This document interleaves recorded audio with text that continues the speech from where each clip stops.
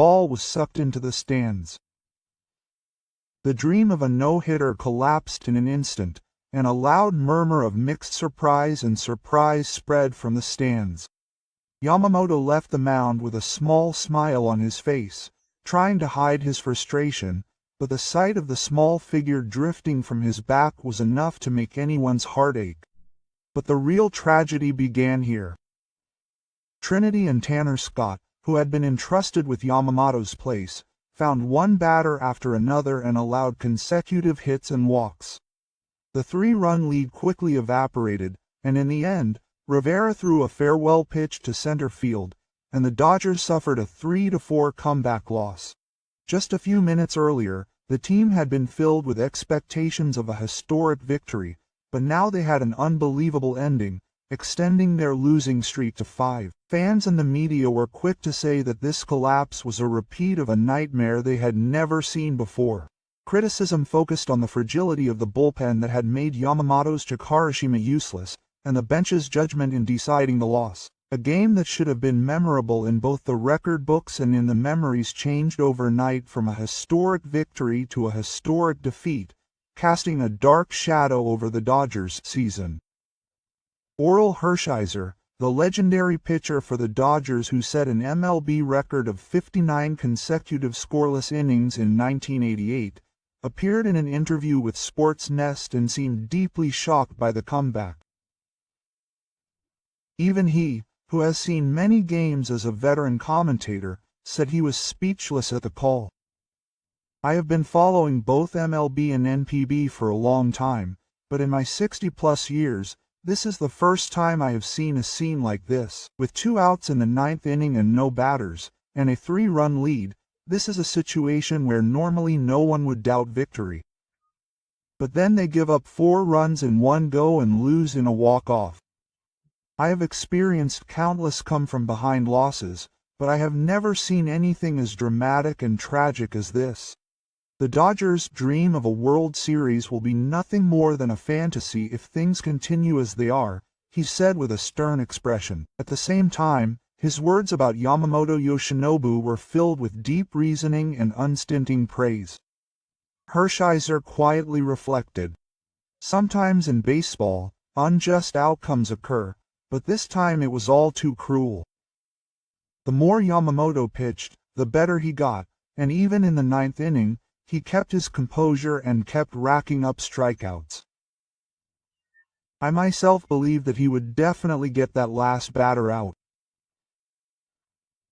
However, when I watched the video again, the last ball was just a little high. That said, I felt rather relieved when I saw Yamamoto smiling as he left the mound. His smile spoke of the determination and confidence in the future that lay behind his frustration. I truly believe that the day will come when he will achieve another great record.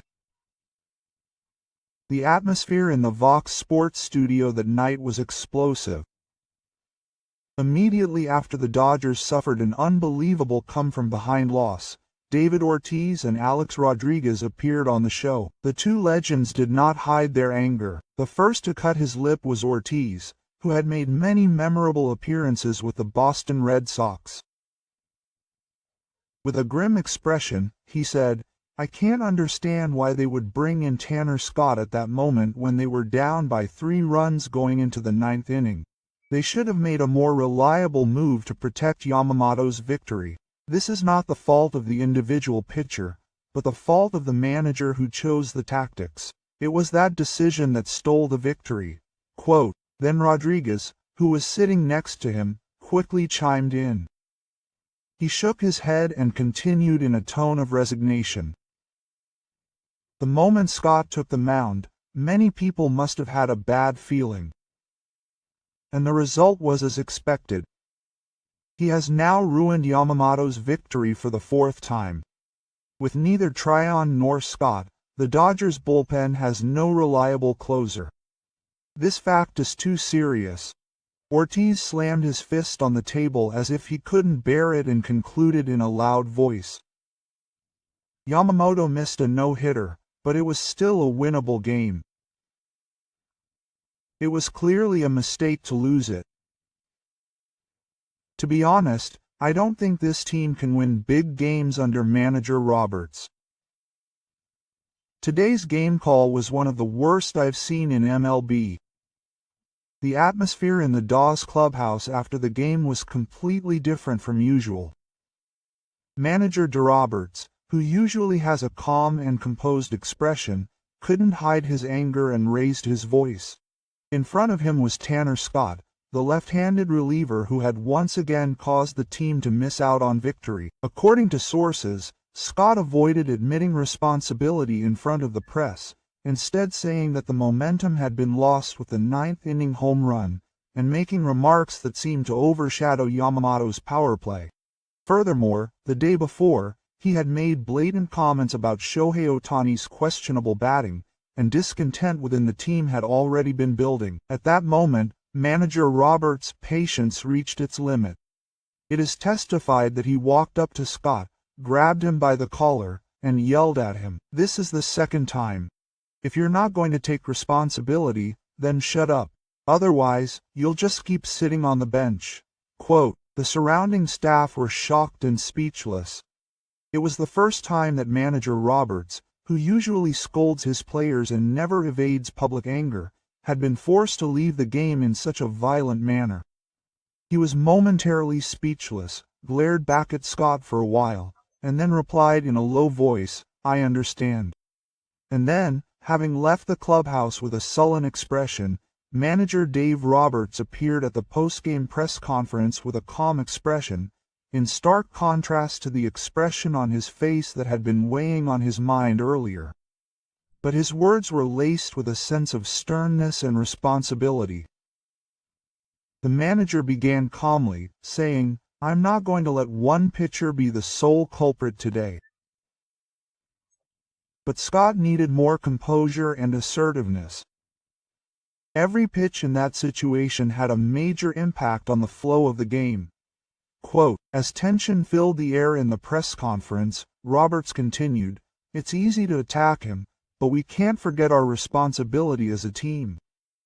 The entire bullpen was exhausted, and our other options were limited.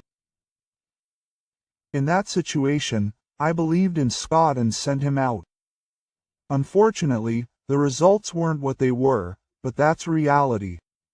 And finally, Roberts made a big decision. Scott will spend the next 2 weeks in the minors recuperating. I want him to regain his rhythm and confidence there and come back stronger. He still has potential, and he's the right fit for Dawes. I have every confidence that he can bounce back." Quote. Shohei Ohtani's words in the post-game interview were quiet but filled with determination and candor. He certainly contributed to the team by hitting a right fielder early in the inning and then scoring the first run in the third inning. However, Ohtani spoke frankly about the fact that his name was being brought up in discussions about responsibility for the previous day's game call. "To be honest, I don't like the idea of my name being brought up. Everyone should be responsible for their own role, and it's not fair to put the blame on someone else. I've always played under a lot of pressure, and I think I'm used to it. But that doesn't mean I should be blamed for my failures." With that statement, Ohtani moved the conversation to the decisions made by Tanner Scott and manager Scott. I respect manager Roberts' decision. I think Scott needs some time to step back and reflect. I understand that he's being harshly criticized, but at the same time, I believe he hasn't lost his edge. Ohtani also added some words about his own role. "When he returns to the mound, I'll be there to support him." For Ohtani, it's not just technique that's important, but also his mindset. "If I can help in any way by sharing what I've been through, I want to do everything I can." The Dodgers need everyone's help, and I'll do everything I can as a teammate to make that happen. Major American media outlets have all covered Shohei Ohtani, who's shown even amid the tragic end of the come-from-behind loss. In its lead article, ESPN praised Ohtani as the Dodgers' true star and leader, praising his contributions in the game and his calm demeanor after the game. The article noted that his hit that led to the first run, his early underhand play, and his responsible comments after the game all showed that he is a pillar that supports the team. Furthermore, commentators on MLB network programs praised Ohtani. One player said that Ohtani was the only bright spot in this tragic comeback, and another commentator emphasized that his calm comments and willingness to protect his teammates showed that he was more than just a superstar. He was a leader in the truest sense. Fans' reactions were also enthusiastic. On social media, people were saying that the Dodgers could still be saved because of Ohtani. There were voices saying that he was the one